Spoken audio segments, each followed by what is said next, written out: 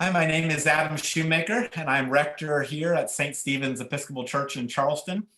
Happy to have you listening in for another edition of Rector's Corner, where I've been interviewing people inside and outside of the parish. And I'm very happy today to have with me our still relatively new Associate Rector for Children and Youth Formation, Laura Rezac, who we called last spring, but delayed her start until the fall, given the uncertainty of the year. So she has been on staff since October the 1st. And Laura, my first question for you is really, how has it felt? How has it felt for you to begin your ministry during a global pandemic and to be at St. Stephen's in this crazy and uncertain time? Well, thank you, Adam. And thank you so much just for talking with me today and for calling me in the first place. I think it's felt a little less stressful than it otherwise might have had I been a full-time seminary student and graduated, and this was my first quote unquote real job. I was a school teacher while I was in seminary. I was a professor at UNC my first year, a visiting lecturer, and then was teaching middle school for the last 3 years. And so in March, when the pandemic started, it really got bad Thursday of our spring break. And we made the decision to go completely virtual in the space of really 2 or 3 days. So we had to suddenly switch. I know any school teachers listening will relate to this. We had to suddenly switch our entire paradigm to this online mode of education. So that for me was really an intense process. And it also gave me some experience in what it really would be like trying to facilitate learning. In that case, I was teaching science, so facilitating science education online, which I think has helped me as I've been transitioning into how can I facilitate Christian formation from a distance in the virtual world. So some of my friends who graduated seminary and had been full-time students and now are coming into parishes, I think are feeling sort of the steep learning curve that I had back in March with my secular job. So it feels a little less stressful than I think it otherwise could have felt. The other thing that's made it less stressful and very joyful has been just the people of St. Stephen's have been so lovely and welcoming and faithful. My husband and I both have just felt embraced by the community. So ministry for me is so much about relationships, and we just feel incredibly fortunate that we're here at a place that has so many wonderful people. It's sad that we can't all gather together, but individually, the folks I've been able to meet and to get to know, it's just been a blessing and a joy. Well, and speaking about that, I wonder how you've been trying to meet people and begin to build those relationships and carry out your ministry in these early months amid this COVID pandemic time. So in October, I made a lot of phone calls, and I was able to get together for socially distanced coffee and meetings and Zoom meetings in some cases with lots of folks. And that really, even though you don't get to know one another super well over just one coffee or one Zoom conversation, that helped me put faces to names and to start to get to know some of the parents in the congregation. We also have had the good fortune of building on what Courtney started back in the summer and in the early fall, which was a relationship we've had with Good Shepherd, which is an Episcopal church up in Somerville. And so we've been able to have some joint events, both virtual and in person, with that community. And that's given me an opportunity to get to know some of our youth face to face, or as much face as I can see behind a mask. So that's been a real blessing for sure. What have been the high points for you so far? I think I might know the answer to this. and what have been some of your challenges?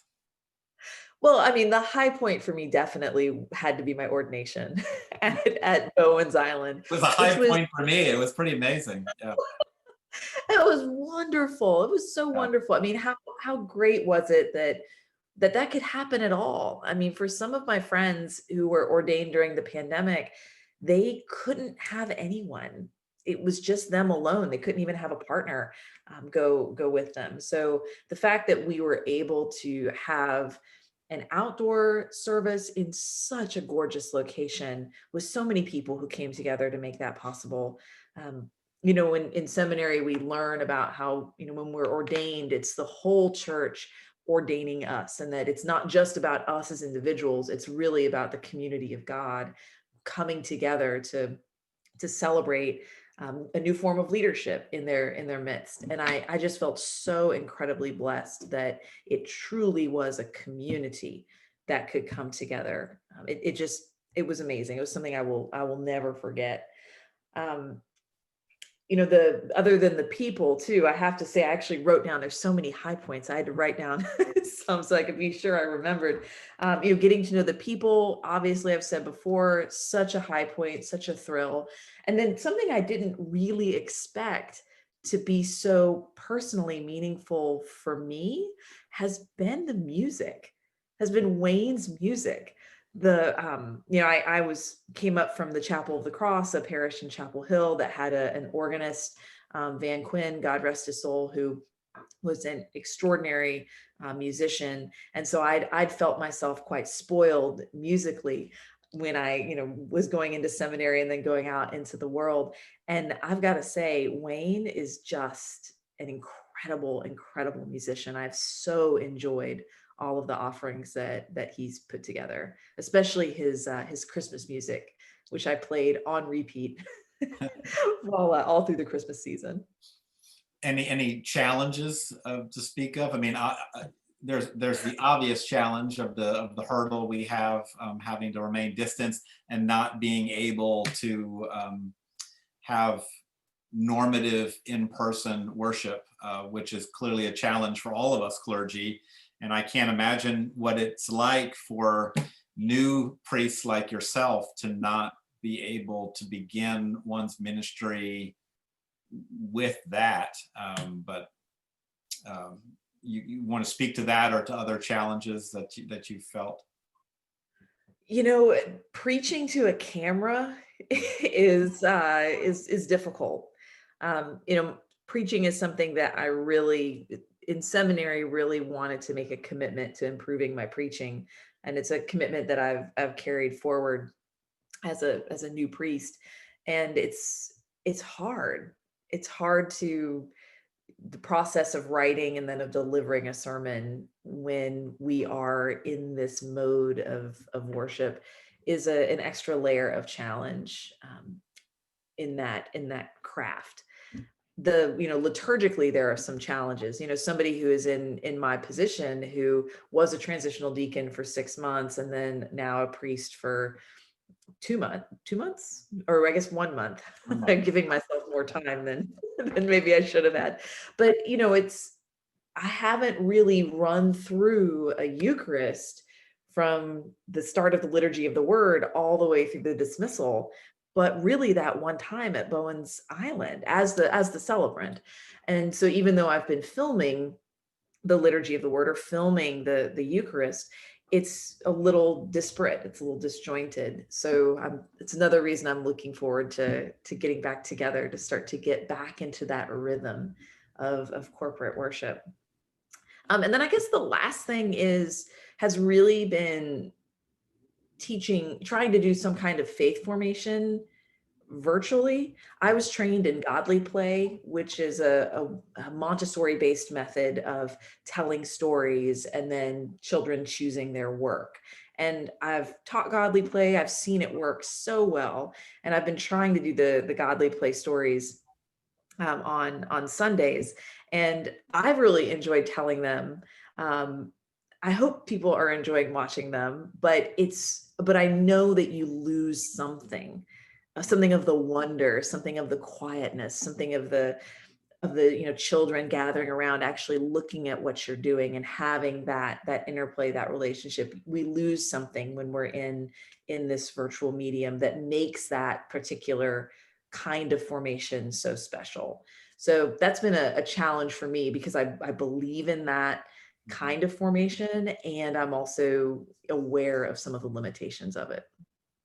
Yeah, I mean, so much of what we do in the church is relational, and formation and leadership of worship and preaching, all under normal circumstances have a certain dialogue, to to the sort of rhythm of the thing, and it really is challenging when you can't see your audience, can't get a sense or a feel for where they are, how they're receiving or understanding what you're saying.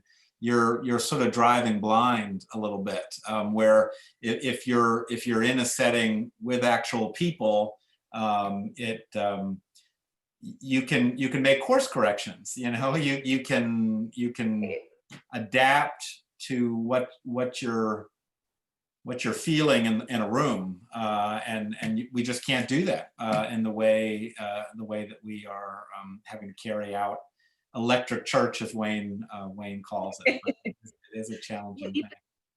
even in godly play, I mean, there's, if anyone watching has watched any of the family faith formations I've done, there's typically a piece at the end that's very deliberate, where you ask wondering questions. I wonder what is the most important part of this story. I wonder where you are in this story. I mean, these are very deliberate questions that are asked. And when you're in a room with kids, they answer. Right.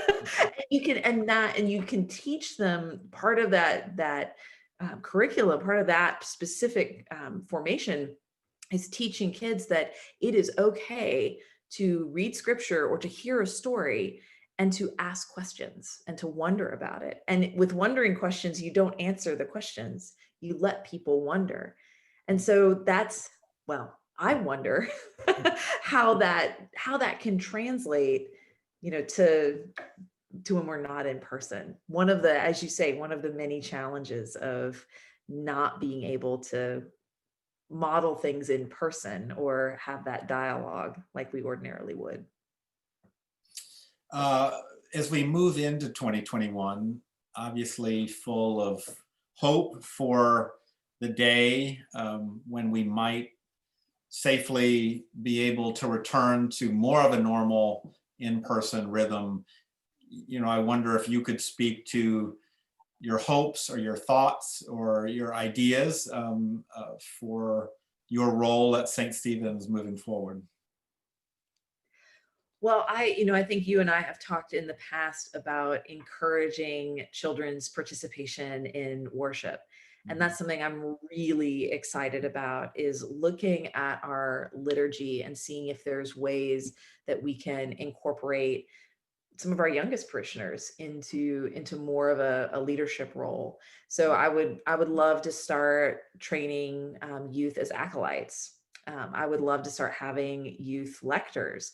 I would love to continue to imagine with you, Adam, what a service that is more geared towards families and more accessible, perhaps, towards younger parishioners could look like, without sacrificing any of our commitment to Episcopal liturgy.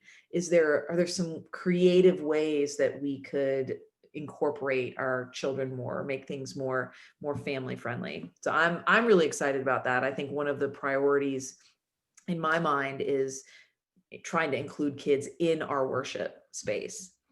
And then a second priority is looking more at our Sunday morning formation Mhm. and thinking together with some of the really fine teachers that we have in this congregation about what the possibilities could be for that morning time.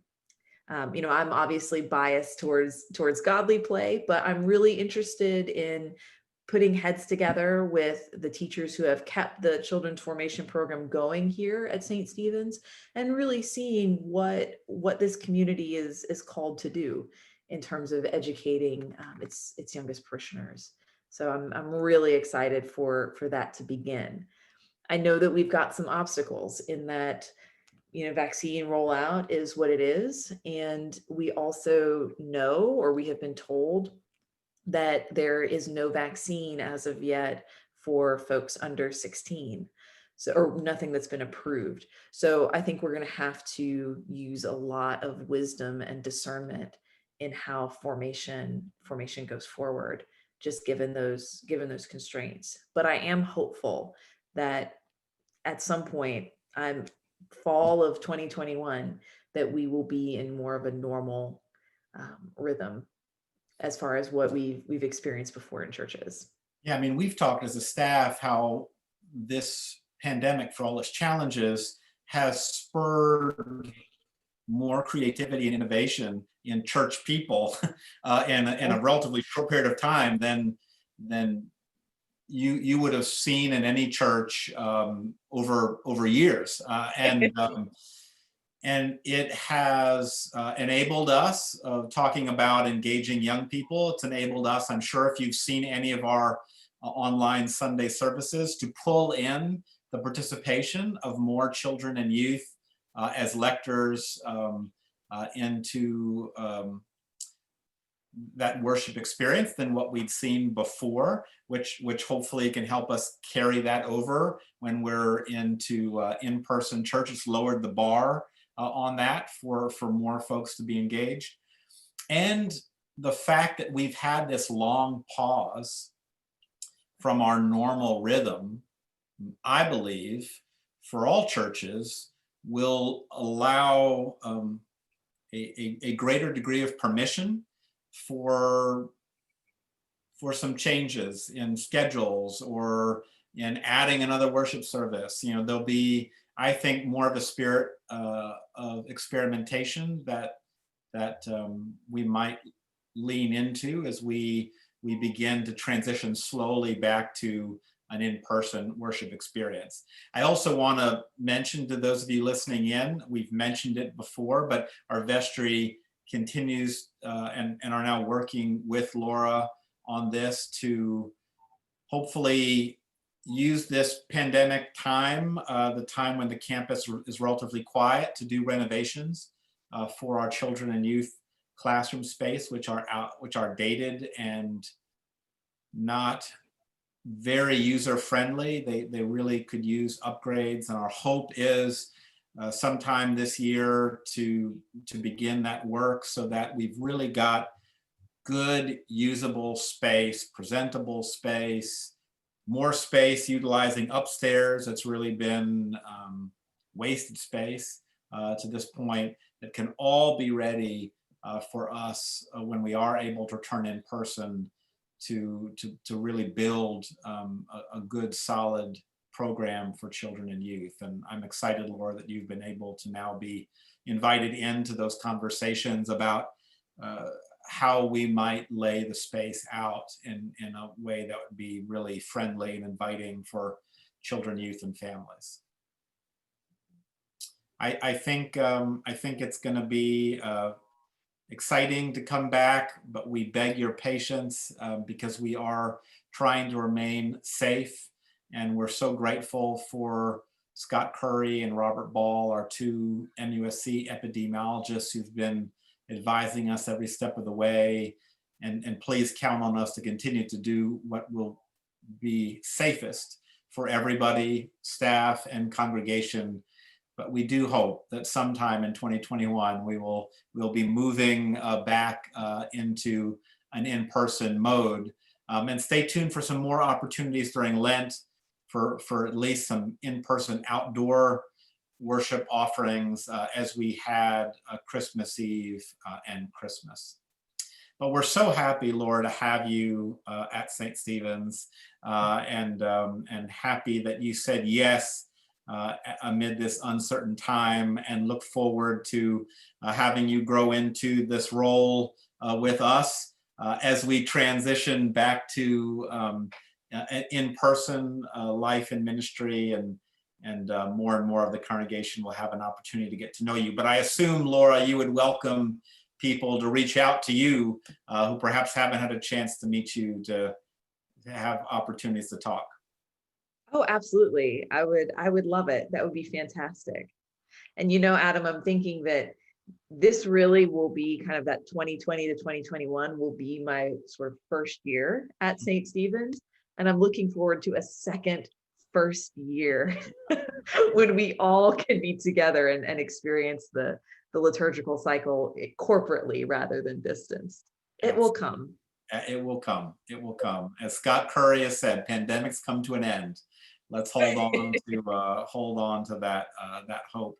And as we get into 2021, you're going to hear more about this, friends. But 2022, we will be celebrating 200 years of life and ministry at St. Stephen's, and I think that will be a wonderful thing for us to mark in a year when hopefully we will fully be able to be back to in-person corporate worship. And stay tuned for opportunities with our children and youth and all ages to learn about our history, to celebrate that history, to have events, maybe when we can invite others in the wider community to learn and appreciate more about who we are. But appreciate you, Laura, for taking the time for this short interview. Please do reach out to Laura if you've not had an opportunity to meet her, to set up a phone call or a Zoom call, or even a masked, socially distant gathering here at the church. She's been wonderful in trying to reach out to folks. And stay tuned for another episode of this Rector's Corner, which we'll offer in a couple of weeks. In the meantime, stay safe and well, friends, and you keep the faith. Bye-bye. Bye.